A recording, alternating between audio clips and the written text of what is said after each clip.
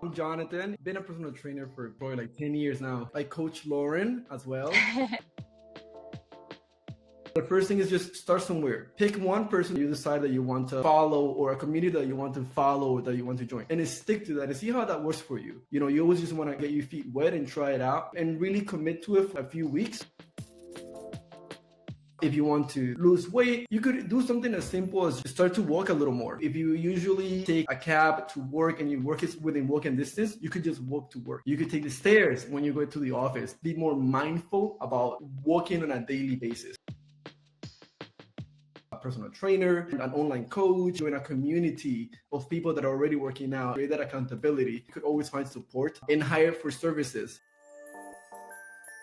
Personal trainer would be top of the chain. Like, oh my God, if you can afford that, that would be amazing, but it's not the case for everybody. You know, defining and understanding what it is that you can do and how much accountability do you need.